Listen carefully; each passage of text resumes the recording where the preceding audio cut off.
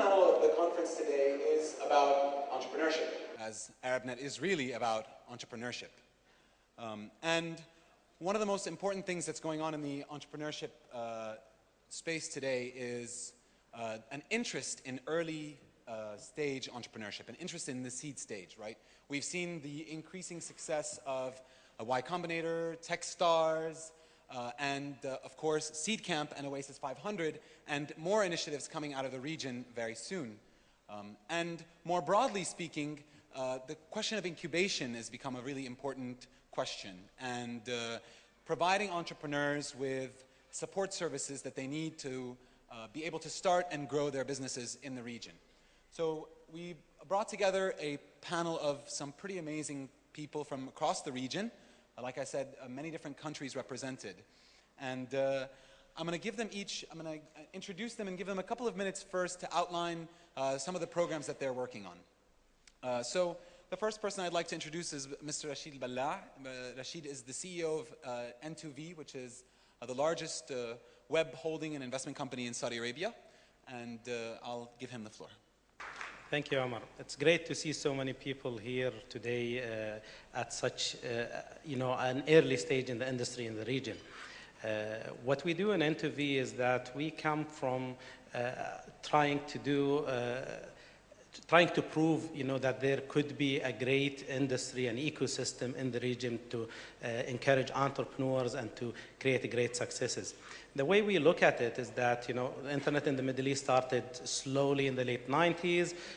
What we call first generation entrepreneurs then started with a lot of, huge investments into creating businesses, tens of people's, millions of dollars into creating, internet sites to mimic Yahoo and other sites. And most of those shut down after the collapse of the dot-coms, with the exception of very few who changed their business models and got support from investors.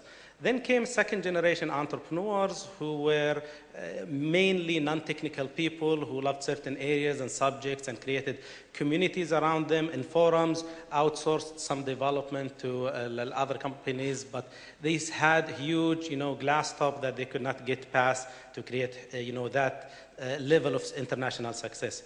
But what we've been very optimistic about is, what we call the third generation entrepreneurs. It's mostly people who are here today. It's mostly technical people, developers, designers, social marketers who have grown with Web 2.0, who are heavy users of Facebook, Twitter, Goalas, Foursquare, and stuff like this. And their challenge hasn't been really a challenge of development or design. Their challenge has been, one, in maturity, and two, in infrastructure. The maturity part, things such as, knowing that you need to have co-founders, not to do it alone, not to just hire a bunch of people and try to do great success online. Maturity such as knowing that you need to start with a small thing, with the minimal viable product. You don't need to try to do an Amazon Middle East kind of project from day one. And many other maturity aspects in terms of what and how and where and stuff like this, including one of the biggest challenges we've seen with entrepreneurs is their resistance to quit their jobs to focus on their startups, which is an essential thing to create big success. And this, us, in addition to many others in the region, are trying to evangelize and mentor and do stuff to support this. But the thing we built N2V around was mainly the second part, which is infrastructure.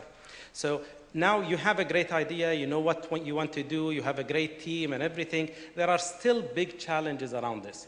There is the marketing challenge, how to market it to bring traffic to your site. There is the geography challenge, how to cater to customers in other markets. So if you're a startup in Jordan, how do you target the Saudi customers? How do you target the Egyptian customers and vice versa? There is the monetization challenge, which is how to generate revenue for your startup from advertisement, from micropayments, from other things. The way we looked at it is that we have been in this industry since the late 90s. And we know all the big sites and successes. And if you ask most of them, how did you succeed in your business? How did you get hundreds of millions of page views? Their answer will just simply be, I don't know. It was either just simply organic growth, it was that they filled a certain void at a certain time, the internet penetration in their type of customers grew, but there is no really best practices and ways to do it. And this is what NTV have been focused on, is to create the full ecosystems around making and accelerating a success online and on mobile apps. The idea is, to systemize this process so that we can create many, many successes, evangelize it, support, people telling each other about it. So we've created 4 investment programs to cater for 4 different types of entrepreneurs. The way we looked at it is that you cannot just simply take a term sheet or an ecosystem out of the US and try to come and simplify it here in the region. It has to be developed from scratch for the region in a way that cater for entrepreneurship here. So we've created programs to cater for entrepreneurs from seed stage to different types of entrepreneurship, a joint venture type of entrepreneurship where you bring, a great partner, bring them here and jointly make a success. Internal labs, NTV labs concept in terms of bringing entrepreneurs who are not willing to quit their jobs and take additional risk, bring them in and get them part of the upside, so they're not employees, they're entrepreneurs and residents kind of thing. And this is what we're trying to do, in a nutshell. Thank you very much, Rashid. Our next panelist is Mr. Ahmed Al-Alfi, who is the chairman of Sawari Ventures in Egypt, and we're very delighted that he could join us today, given the amazing transformation that has been taking place there and in the region in general. So, Ahmed, please go ahead. I guess probably, being from Egypt, I need to maybe open with just a small comment on the little changes we've had there. Most people in Egypt look at things pre-January 25th and post-January 25th. I think with what's happening and what we're seeing in the news today, we're going to have to start looking at this as, pre-first quarter of 2011 and post-first quarter of 2011, because we may get another 1 or 2, disappearances of the month to happen. So I think it'll be really nice that it'll be MENA pre-Q111, okay, and MENA post Q111, post Q111. So the big thing I see that's going to impact us and impact you is there's a whole new culture in MENA of risk-taking, right? I mean, if you think somebody was afraid to start a company, the person that went down in the street and wasn't afraid to go, duck from rocks flying at them or bullets flying at them, shouldn't really worry too much about starting a company. So from that side, I'm very optimistic. We fund early stage companies, and the things we look for are very, very standard. They're mostly, we look for things that really want to, need to scale and so on. I won't repeat a lot of what Rashid has said. We all really agree on some of the fundamental principles on growing the ecosystem and really continuing to nurture the culture. We all feel an obligation to help nurture the culture, and we all do it in our own slightly different ways. But the point is, we need to fill the space with positive energy. We were just talking, and I mentioned that I stated that kind of nature and revolutions hate vacuums, so the vacuums get filled very quickly. And we have revolutions and vacuums in the Middle East. And we all have a responsibility, and take it seriously, to fill that vacuum with something positive. So for me, I mentor a lot of kids. I don't formalize it. I hold gatherings in my office on a regular basis with college seniors, with aspiring entrepreneurs, sandwiches in 3-4 hours, talking to them, walking them through what VC is.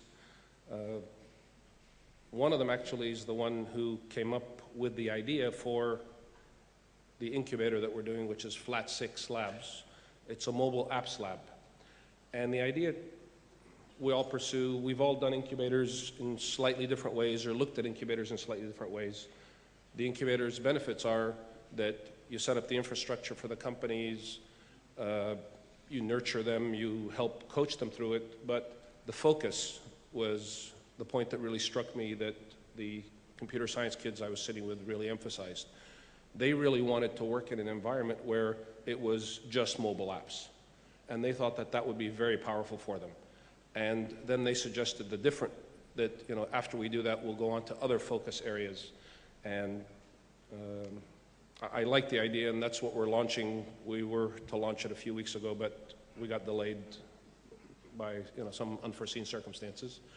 So we're going to have multiple incubators that will have focus areas, and we'll try to have them all have similar infrastructure, similar support. And in this first one, we've done a joint teaching arrangement with the American University in Cairo, where the grad students will come and teach the entrepreneurs and give talks. It'll be a two-way lab, because the entrepreneurs will learn from the grad students, and the grad students will learn from the entrepreneurs what it's like to have your own little business, to be an entrepreneur, and to look at an entrepreneurial lab in real life. You know, anything else just we'll cover through the Q&A, but that's kind of a macro overview of what we do. We funded a couple of companies. We just announced our fund January 13th. Hopefully we'll continue to finish it and close it in the next 6 to 8 weeks. We'll probably have a first closing by the end of April. We funded a couple of companies. We had 4 term sheets out when the revolution happened. We're going to fund those. We're in the process of funding those 4 and hope to close those in the next couple of weeks, and we'll announce those again, and it'll be a public announcement. That's it. Thank you, Omar.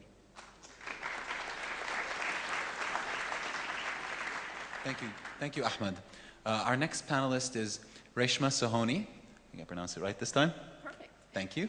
And Reshma joins us from London.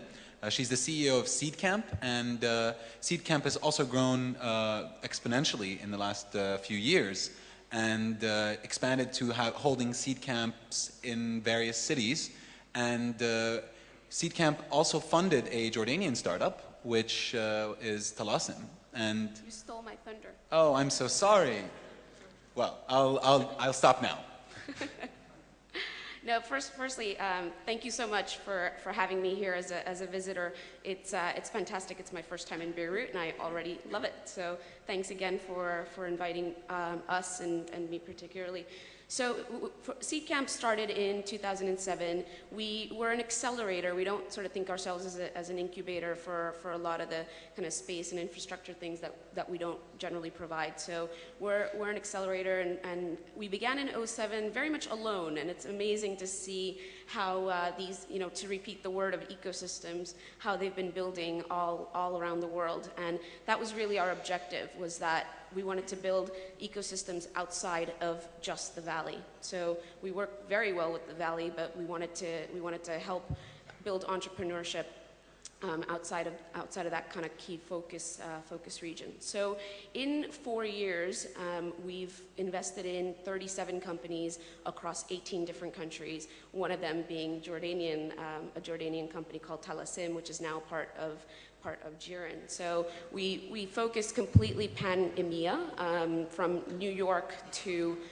Jordan, basically. So and we take a very city-based approach. So we have several different hubs, including London, Paris, Berlin as some of the kind of core hubs. And we encourage entrepreneurs to stay within the locations they start off with, but to really in order to globalize and grow their business, to extend their operations into sort of some of the key hubs, including also the Valley and New York as well. We've had a couple of companies actually few companies actually move to the U.S. after the acceleration program with us. So kind of 3 tenets that we operate on. We're very transparent, very open, and incredibly inclusive. We're actually funded by 25 plus investors, half of them are top-tier European VCs, and the other half are sort of top-tier European angels and US angels as well. So it's quite a different model to some of the kind of YCombinator or other models that are out there, is that we've gotten that downstream set of investors actually involved in a seed acceleration program. So 90% of our companies get follow-on funding between 250,000 euros and €1.5 million in the next round of funding, and in 80% of the cases, one of our investors is involved. So it's a really integrated whole process from startup to getting them to that next level, and that's what we really strive to. Is we have a 3-month program which is specifically around support, and it's all about helping these young entrepreneurs, you know, a lot of the education you both talked about, so helping them with that, supporting them with that, and getting them to that next stage of their business and their next stage of funding. So that's a little bit about Seedcamp, and we're growing very rapidly. We used to invest only about 5 companies a year. We're now doing 15 to 20 a year. Awesome. Thank you very much, Reshma. Our next panelist is Mr. Gideon Simeloff. He's the head of Ibtikar at 2454.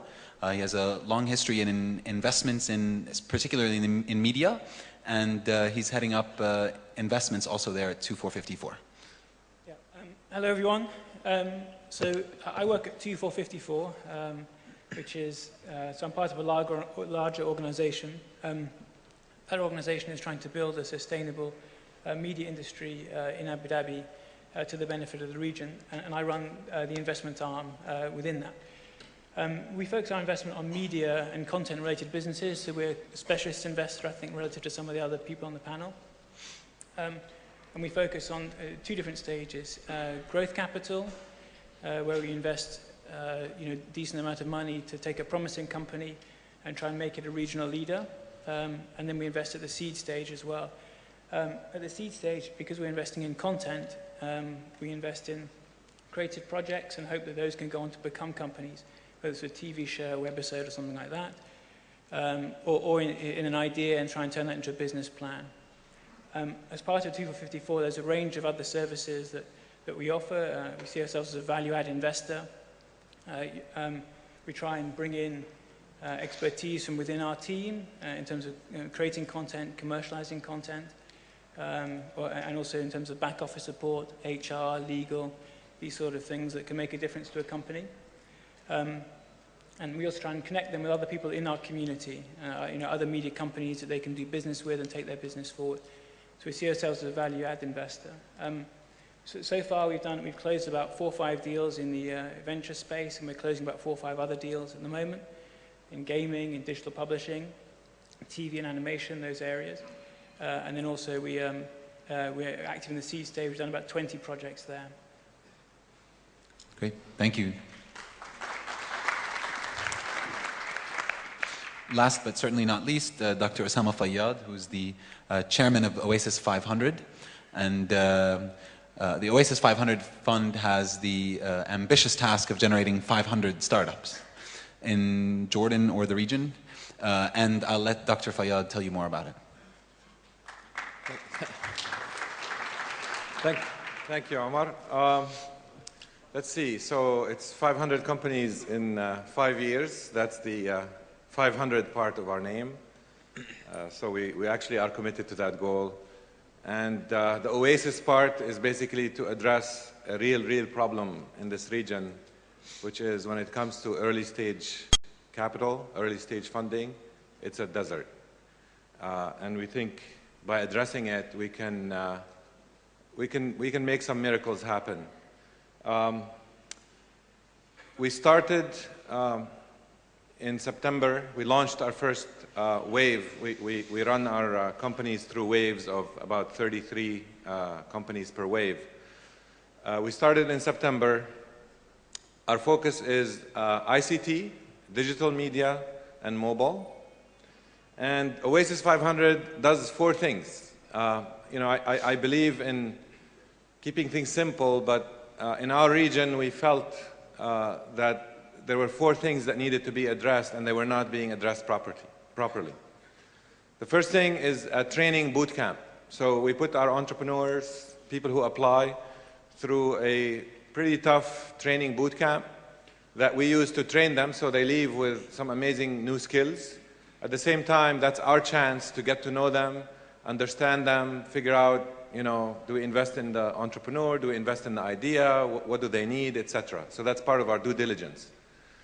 Then we do an investment, which typically starts at $15,000 and can grow over time through follow-up with $50,000 and maybe through an angel network. But the formula usually is $15,000. And that's when we basically do the incubation and acceleration.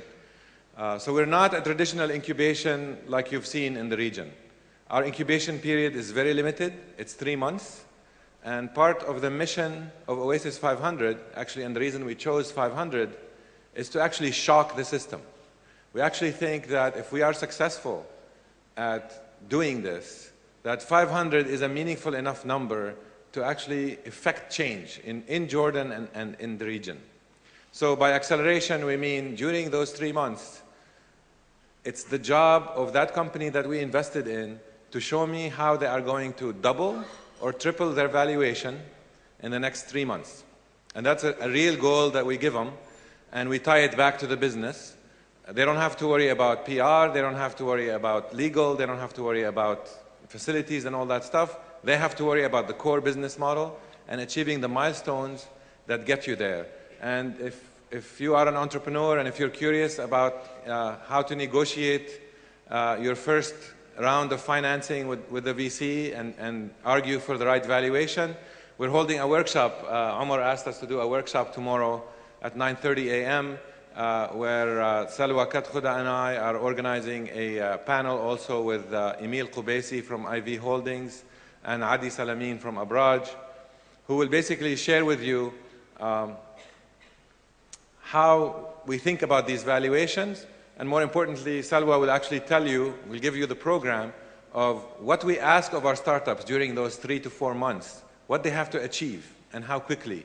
And that's also part of the shock to the system, is you have to work at a pace which is much faster than people are used to in the region. The final 2 things we do are mentorship and angel network. So mentorship is another big reason why I believe early stage startups can significantly change their chances of success or failure. By getting advice from people who've been there before, who've done it before, and who are willing to share, you'd be amazed at how much more value there is in that than the actual dollars or the actual pushing or the actual goal setting, etc. And if you look at the statistics, the best place to find these statistics, I spent the summer, before we started Oasis 500, I spent the summer with the folks from Techstars, learning as much as possible. And they have some pretty amazing statistics at what the effect of mentorship on the chances of success. They aim at having 7 mentors per company for 2 months. We do about 4 mentors per company over the period of 3 months, and that adds a lot of value. And then the final stage, which is when you're ready to sort of negotiate your term sheet and your valuation has been increased significantly, we actually organize an angel network where we bring angel investors in the region together. We're going to hold our first event in early May, where 6 companies will be presented. And we hope that we have prepared these companies more than anybody's seen any of these companies prepared in the region. We hope to set an example, and we hope to also change the culture, not just on the entrepreneurial side and the social side, but also on the investment side. That, hey, you can actually make real money, real returns investing in technology companies, not just in real estate and oil. So that's the hope so far, and the numbers have been pretty amazing. I mean, I came to Jordan from many years in the States and Silicon Valley, and it's been really, it feels like our offices at Oasis 500, it really feels like Oasis as Silicon Valley in Amman. So it's been very promising. The quality has been much higher than I thought or modeled. We've been investing at twice the rate that we modeled for our goals. So things so far have been, and the mentorship has been surprisingly positive. You know, the responses from the local community, people willing to give their time, CEOs of big companies willing to spend time with our little companies, has been amazing to me, that we got it without a lot of pushing or a lot of, so there's a lot of pent-up demand all over the place. Thank you. Thank you, Dr. Fayyad. So speaking of mentorship, it sounds like you feel like if you could pin down one thing that you would think is the most valuable that Oasis 500 provides, it would be mentorship? It's hard. No, I mean, you can't do it on mentorship alone, right? So, no, but let me step back and say, I want to ask this question to the whole panel. One thing that's the most important, valuable thing that you provide entrepreneurs to help them succeed. I think if I were to boil it down to one thing, I would have to say it's basically selection and goal setting. It's the value of time. Goal setting, selection, okay. I think, I mean, in our case, it's acceleration, so speed is, the network's critical, and I think mentorship's absolutely, you know, big part of the network. A couple of things. What's that? I said there's a couple of things, right. But so networking? Yeah, it's, I mean, it's speed of access to the network. Okay. So mentorship's absolute crucial part of that. Cool. I think that, you know, you know, on one level, the most important thing we add is the money, you know. I do think that matters a lot, you know. But once that is in place, then I think the other thing that we add, and that we all have I think we all feel the same way about, is it's about empowering that person, because whatever services you're supplying, you know, and at 254 we try and offer a lot in this capacity in terms of access to a network, back office support, connections to other companies. But unless that entrepreneur feels empowered and has the resources and capabilities to make use of it, you know, that's the missing ingredient, you know. So, you know, and if we're adding anything there, it's the courage to back people who we think can take advantage of those services and use the money and resources we give them. Rashid? Sorry. To us, it's simple. It's acceleration. The fact that you don't have to reinvent the wheel, you can use existing experiences and you know, best practices, and that's what we are doing in terms of how to take a company, achieve great successes in the shortest time possible, because we cannot afford organic growth. I think every company is different, and the most important thing you give each company is the right one of these 5 things that they need specifically, because everybody that runs this does every one of these things. So I think it's not fair to pick one only. No, well, I mean, it is interesting, right, to see if you all would agree on one thing that was most important, or if you would all think different things were important. So I think that coming up with selection, goal setting, networking, money, know-how is, I mean, maybe that... Omar, I just need to clarify. I didn't mean to belittle or demean any of the things that anybody said. No, I think the question forced us to pick one thing, but I think each of us would tell you that you can't use one mold for every single company, that each one of us really subconsciously customizes the support that we give each company and each entrepreneur, and these are the items that we all use for that customization. Great. So we have an answer, in fact, that we all agree on. Awesome. So my next question is, how do you select these entrepreneurs? How do you decide on who to put your, I mean, you're putting a lot of time and money and resources into these entrepreneurs. How do you select them? Actually, I mean, to the point before about customization, what we've actually done is productize early stage investing. So we constantly think of it as a startup, as a product itself, around choosing entrepreneurs to back and that whole selection process. So, you know, we have a very specific process that has to be followed, which starts with applications that come in online, and the first view happens online, basically. And our investors, which are the VCs and the angels, are the jurors or the judges for vetting through the application. So that's a pretty crucial part, and you know, it helps us a lot because it scales that up. It's a product, it scales it up. It allows us to take in the thousands of applications we see a year, and also it's the criteria set, which is building global businesses with capital efficient technology businesses. So, and our judges use that criteria to select the business is. So, and it happens sort of beginning to end of that process. And we keep vetting it down, basically. Okay. Anyone else? Yeah, I mean, we have a, we definitely have a very, very well-defined process. It's really, you know, the way I would describe it, it's basically successive filtering. You know, the training program, yes, it's designed to give you a huge value, but it's also really designed to help either drop you out very quickly if you know, we don't want people who are there just because they like attending lectures. So they very quickly find out, oh my God, you have to do work here, and it's day and night, and it's for many days in a row, and it's, you know, taking me away from my job, etc. So that actually tests your ability to learn, your commitment, your ability to prioritize this new venture that you're doing over your current job, maybe over other commitments. And finally, we have a very well-defined process where, you know, our entrepreneurs probably end up pitching, you know, I don't know, 10, 15 times before they finally get the funding, get the dollars. Because part of that pitching is helping them refine the business model, stress test the business model, figure out how to tell the story.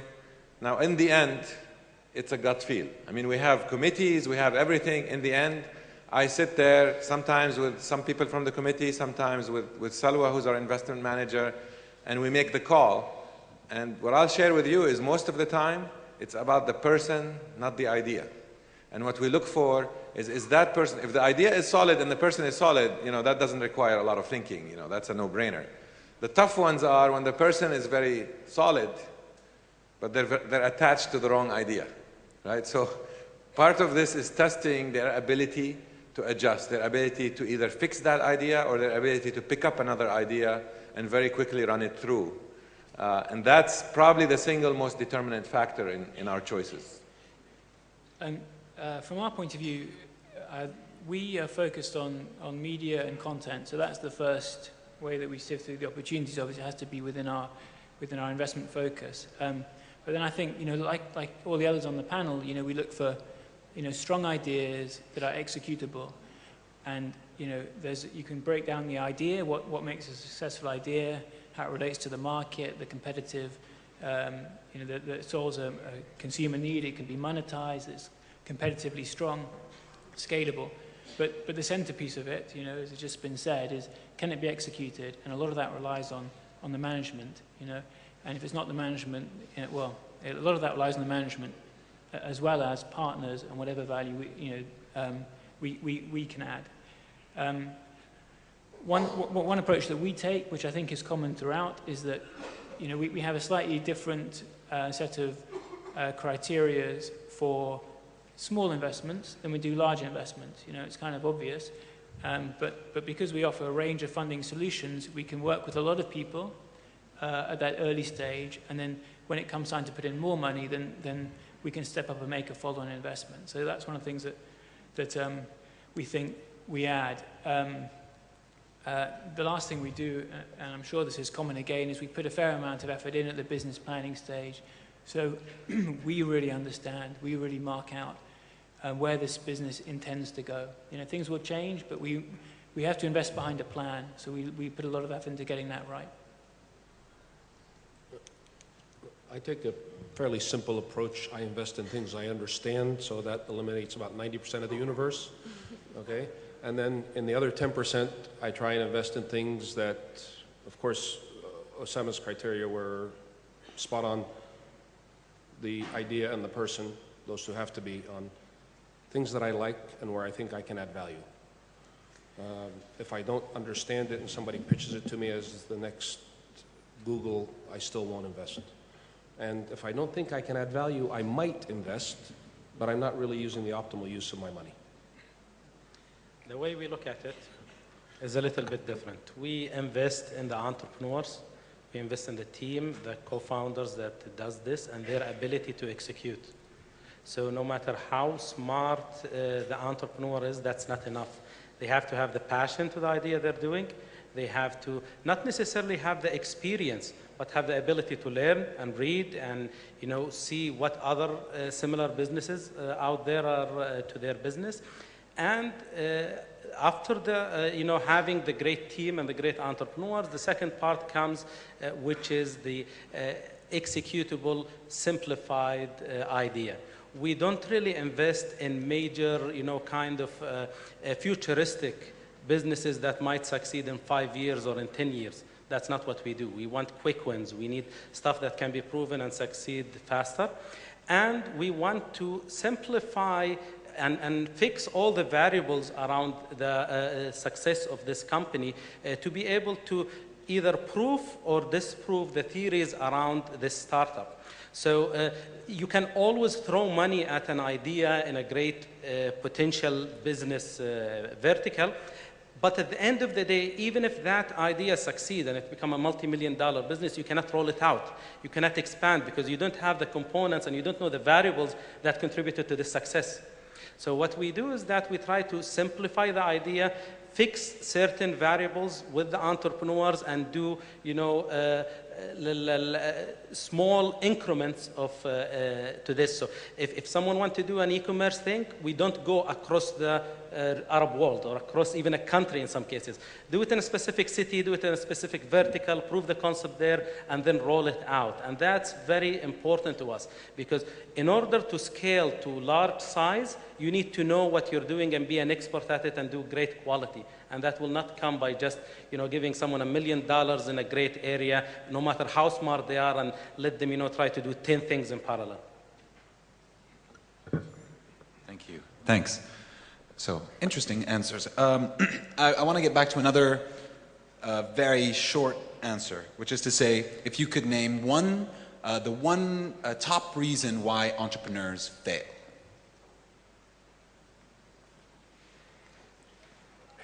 Who wants to take a stab at that?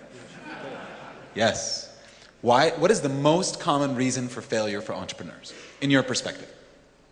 Execution. Bad driving. Okay? Pick the wrong path, go too fast, go too slow, drive into a wall. I think it's discipline. It's sticking with, you know, trying to learn as much as you can in your idea, believing that you can do it. You know, entrepreneurs in the Silicon Valley are not smarter than you. CEO of Stanford Research Institute was in Saudi a couple of months ago. He mentioned that 53% of startups in the US are started by foreigners. So it's not, if you believe in yourself and you believe you can do something great, come in a systematic way around it and know when to give up and quit and start with another idea and try to do it as fast as possible, as soon as possible. Well, look, the honest answer here is I don't know and no one knows. You know, we teach, part of the course we teach, you know, I teach a section that's about, you know, why startups fail. Paul Graham of YCombinator has 18 reasons. I actually have 21 reasons. But that's a symptom of we don't know. Doing a startup is exciting because it involves a lot of uncertainty. So it involves a lot of luck. It involves a lot of, you know, of course, discipline. There's a science side to it, and we try to control the science part as much as possible, and that's all we can do. So if you're disciplined and so forth, we can just maximize your chances of success. But when you ask me to pick one reason why companies fail, it's not, I don't believe it's possible. Yeah, I mean, I think companies fail, entrepreneurs fail because it's not easy, you know, because it's really not easy. If it was, you know, it would be a different world, you know. But you're trying to do something that is new, that is fresh, and therefore that cannot be thought through all the way to the very end. So it won't work every time. Okay, well, let me then maybe reroute the question a little bit. Say, what is a red flag that prevents you from investing in an entrepreneur? Something that just goes, oh, not this guy. I have 21 flags, and basically none of these flags have to go up for me to invest. And it's not, you know, we don't listen. And this is, by the way, training. In the Oasis 500 model, the training part is the most expensive part. And, you know, thankfully we've managed to, you know, we're a for-profit company, so we need to worry about, you know, how we run this thing. You know, thankfully, there are big companies, telcos and banks and so forth who are willing to take on the load of the costs of the training. But that training, which is essentially the greatest weakness of us as an investment fund, we have turned it into our greatest strength because it gives us that immersive environment where for that long period of time, we get to observe these entrepreneurs react to very different topics, very different requests, very different assignments, and they have many chances to basically show us if any of these flags come up. And if these flags come up, we worry. Sometimes, the person is strong enough to overcome some of the concerns. Nobody's perfect. But in general, I really, any of these flags are enough to trip you and kill you. And we worry a lot about these. So to me, it's a matter of avoiding all of them, or as many of them as possible. Yeah, and I think actually what I found in emerging ecosystems is first-time entrepreneurs don't appreciate something critical, which is the moment you start to work on something, you're sort of selling every single moment of the day, and whether it's sort of pitching or selling, whatever you want to call it, you're always on. And even for us, we look at how companies, how the founders actually answer application questions. How do they follow up with us? How do they write to us communicate with us on email? How do they interact in the mentoring sessions? How do they take in feedback? So, it's not just a Q&A where they're interviewing with us. It's every single bit of the day of the process, and how are they executing as entrepreneurs. And I often find first-time entrepreneurs don't really appreciate to the extent to which everyone's watching at every single bit of the process. To me, as Dr. Usama mentioned, there are tens of red flags. Some of them could be fixed down the road, and some of them cannot be fixed. But the single top one, in my perspective, is pessimism. You will be surprised how many entrepreneurs are not optimistic about the potential of their business, the potential of the market, and this, to me, contradicts absolutely with entrepreneurship. If you're trying to do a business that you don't believe is going to make you millions of dollars, is not going to be the next Facebook or Twitter or something like this, I don't think this can be fixed. Thank you, Rashid. At least I got one answer. I was surprised, honestly, because I expected to hear some answers that I think about sometimes, which is to say entrepreneurs are too attached to their ideas. Sometimes entrepreneurs have an inflated sense of their startup. Entrepreneurs are not willing to quit their jobs. I've had this experience. The first two are pluses. Are they? Yeah. Okay, I guess so. Egotistical, aggressive, arrogant entrepreneur who's attached to his idea. I like that. Well, good to know. We could name a couple of people like that. Good. Well, I'm going to ask one more question, and then I'm going to... Well, actually, I'm not, because I'm going to give the audience a chance to ask questions. So, do we have some mics in the room? Hi, everybody. My name is Fayyad Al-Saud. I actually worked at Facebook. I started the Arabic department, and I no longer work there. But my question is, with what I noticed from working at Facebook when it started up, it's still the largest startup, I guess, in the world, is the competition factor. A lot of talking about people being optimistic. A lot of people have a lot of ideas, and the problem in the Middle East is finances. So if I'm a big company financing an entrepreneur who has an idea for, whether it's a social network or a game, someone else, we don't have that competitive factor because the infrastructure is not there. So how are we going to encourage people to come out and, there's no original idea. So how are we going to give everybody the chance and show by example, not just by one person succeeding, by multiple people? And do you face that in the process of you guys investing in people? Can I ask you to phrase that in one sentence? Is now the time for people to compete as entrepreneurs in the Middle East, or is that available, or is it just, I don't know, I had to rephrase it without. Do you want to go ahead, Ahmed? Absolutely, it's a time to compete. All the time is a time to compete. I'm investing in 2 companies and looking for a third competing in exactly the same space. Okay? And I think the coolest competition, by the way, there are a lot of original ideas, okay? I still think the idea that blows my mind is, how the hell does everybody know that I wanted to communicate in 140 characters on a nonstop basis, okay, and create Twitter? I never knew it, okay? But there's original ideas. Competition, it's running all day long, right? Everybody wants to compete on Twitter and the companies. Competition's wonderful. It's what raises the bar, right? So if we don't pursue and push and encourage competition, we're going to settle for mediocrity. Yeah. I'll add to that. You know, I want to remind everybody. Everybody, you know, thinks that you know, we missed the internet. The whole internet started in '95, right?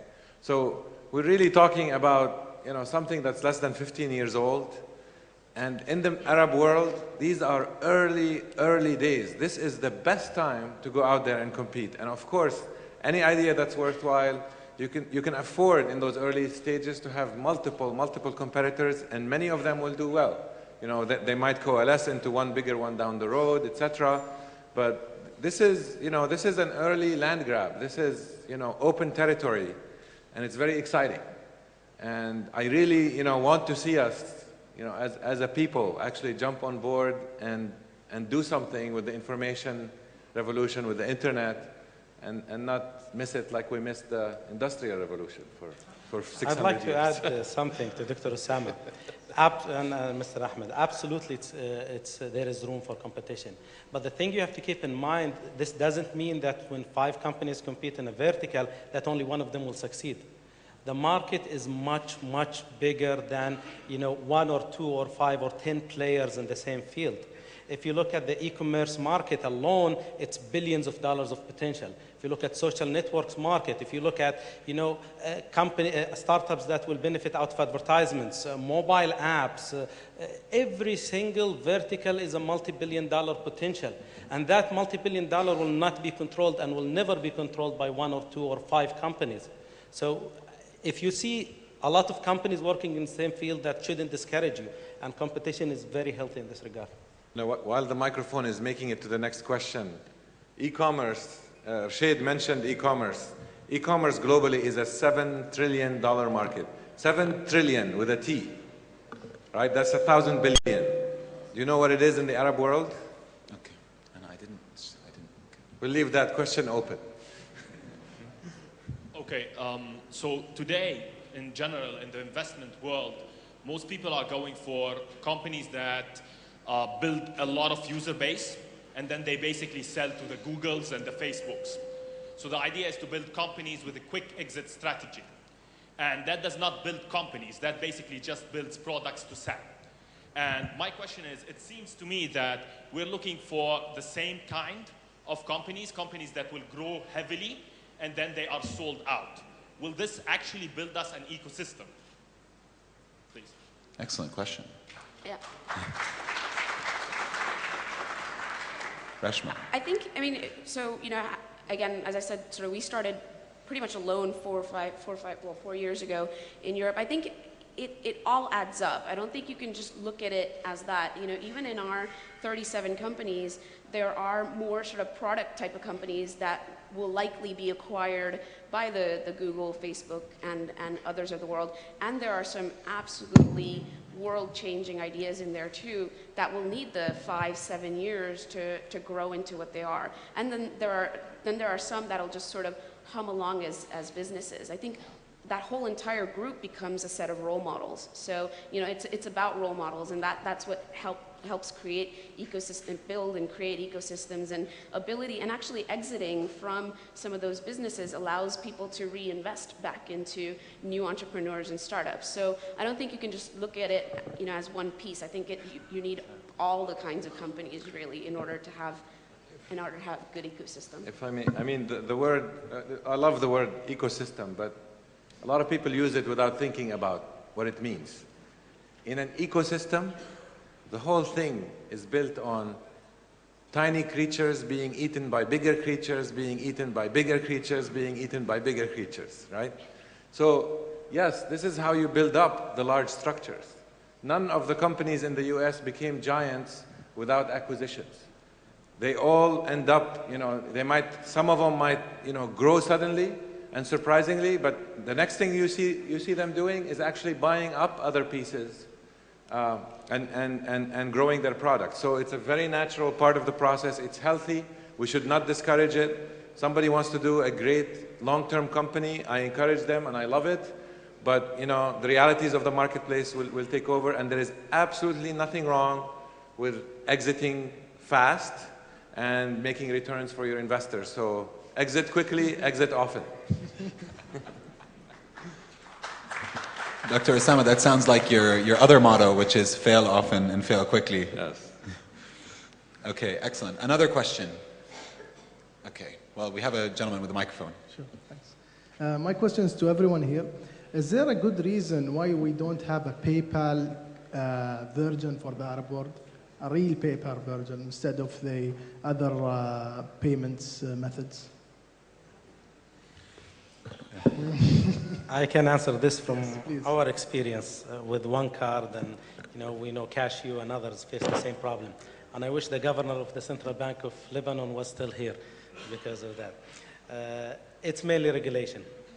It's mainly regulation. All the central banks and the regulators in the region are not allowing any kind of such a service. But how are the banks transferring money? PayPal is now in Saudi and UAE and most Gulf countries. How could they do it and we cannot do it? Banks are traditionally very slow to act. Any large organization will not be able to cater to new industries and new businesses. Still in many countries in the Middle East, in order for you to get a bank to clear your credit card transactions online, it takes a huge investment, lease lines, VPNs, and stuff like this, where if you go to any international merchant acquirer, you can set it up on the site and with complete ease over the internet. Banks are not the solution to this. There should be regulation that would allow e-wallet services, that would allow person-to-person transfers, micropayments, stuff like this, that would do. I assure you, us in one card, I know Cashew is, and all our competitors and micropayment services in the Middle East are ready technology-wise to do this, are willing to put the investment and the capital and the guarantees to the central bank to do it if they just open up the licensing. I would just make one comment. The constituency of a central banker are the commercial banks. So every central banker works really hard to protect this constituency. And allowing online payments will kill the banks because they're so inefficient, backwards, and provide a bad service. Then a few of them are progressing and really trying to take steps. No, the telcos are moving that direction. Sorry, I just want to keep it a Q&A, but I don't want to get into a debate. Yes. This is just my opinion, and take it or throw it away.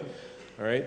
Central banks in every country work for the banks. That's their constituency, not you, not me. Okay? That applies to the US and to here. Thanks. Next question. Want someone in the back? Question, anyone want to tell us about an amazing investment that they've made? Well, we actually had one of the larger exits out of an accelerator program. So MobClicks, which is an ad network based in the US, they sold for a little over $50 million, literally on the second anniversary of our investment. So that was a pretty awesome return. Awesome, congratulations. Anyone else? We've done some good investments, some great investments, and we're very optimistic about them and the entrepreneurs behind them. So far in NTV, we've done about 9 investments. We've announced 4 of them. One was Yabab, which is the online wedding community for brides, where brides would look up, where to go, what to do, collaborate with other brides in preparation for their weddings. We've invested in True Gaming, which is a gaming review site that is very, very popular in Saudi Arabia, and we hope to take it across the region. We've invested in Aqar Map, which is an online real estate site where you look over a map or the places you want to buy and rent, and we're very optimistic about this area as well. And we've also invested in one of the companies that we're demoing here in ArabNet last year, Qayyim.com, which is actually the press releases are going out on that today. Qayyim, which is an online restaurant review site that we hoped would be the Yelp of the Middle East soon, inshallah. What? Awesome. They're all here, and so you can meet them all. And exciting that an ArabNet alumni is funded, so congratulations to Jihad. Okay, we have our question. Hi. Dr. Fayyad, to close on your question, what is the size of the e-commerce in the region, and what is stopping e-commerce from growing, other than credit cards that was, or PayPal, online payments? Yeah, I mean, we have unfortunately huge obstacles for e-commerce in the region. One of them was mentioned by Ahmad, and the biggest one is regulation. So there's regulation in banking. Payments are a problem. People don't trust in the payment systems. There's missing regulation when it comes to recourse. You know, what do you do if somebody ships you a box filled with sand instead of a product? You know, who do you go to? How do you sue them? There's a lot of, you know, the elements of trust missing. And of course, we have customs across most borders.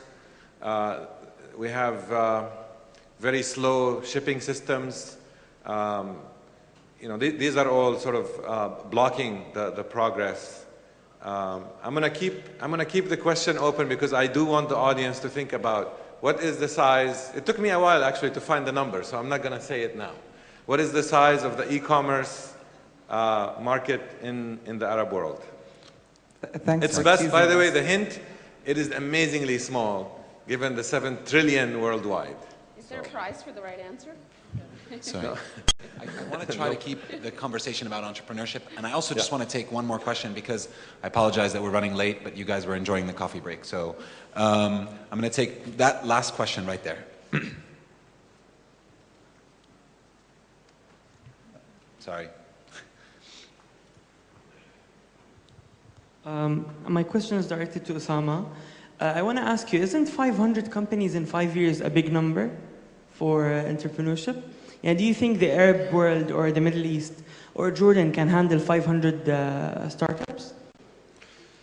Yeah, that's a great question, actually. I was asked that question many times.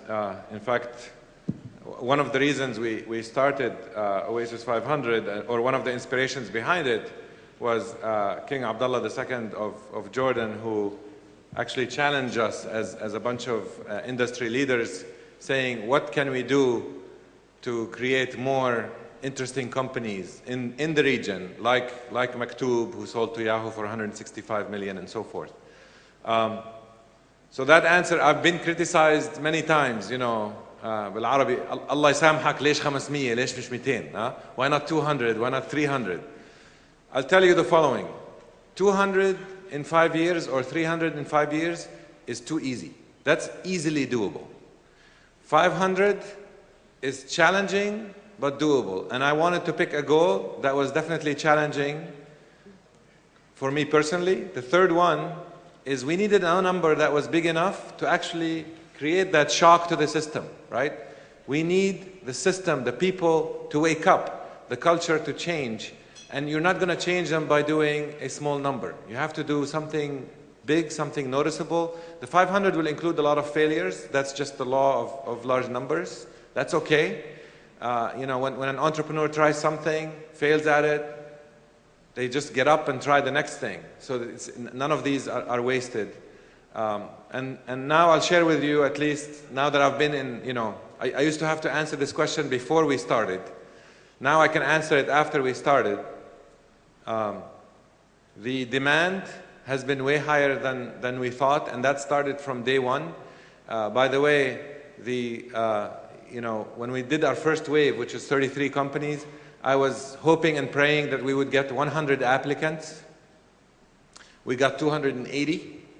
I was crossing my fingers that, my God, the quality, hopefully it's going to be reasonable. Hopefully none of these are going to be crazy ideas. They were just amazing. I modeled in my spreadsheet that predicted 500 in 5 years. I modeled that 50% of the companies that enter the boot camp will actually fall out of it. Reality was, so far, and I can talk about 4 waves, 90% of them stay with it.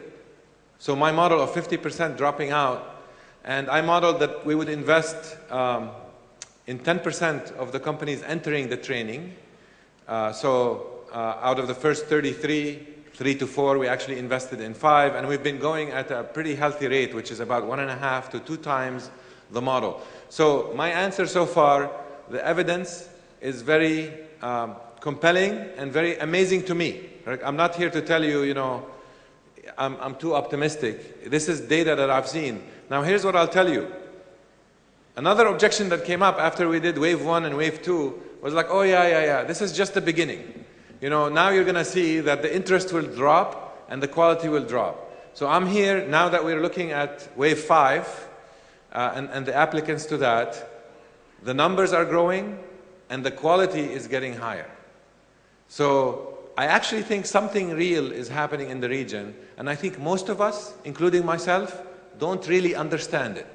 It is much bigger than I thought it was, what we're tapping into. And I'm hoping that the days will come by and we'll see more and more of it. So that's my answer.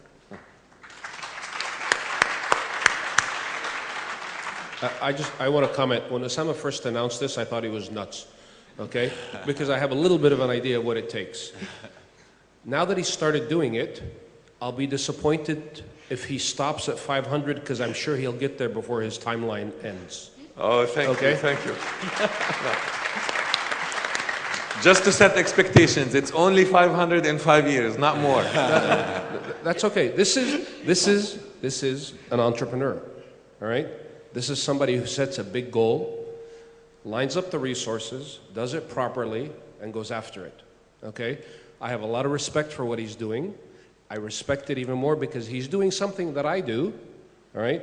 But he's doing it in a completely different way and doing it to create really one of the layers of the ecosystem he described earlier. And the repercussions and the benefits of what he's doing in Jordan will be felt for many, many, many years to come. You're going to see a change in culture in Jordan that will last years and years and years, because each one of these kids that's in there is going to go out, and especially the ones who fail will have phenomenal impact, right? Because they're going to go back and recycle, or they're going to hook up with somebody else. So really, you applauded him. He deserves to be applauded one more time. It's really phenomenal what he's doing. Oh, thank you.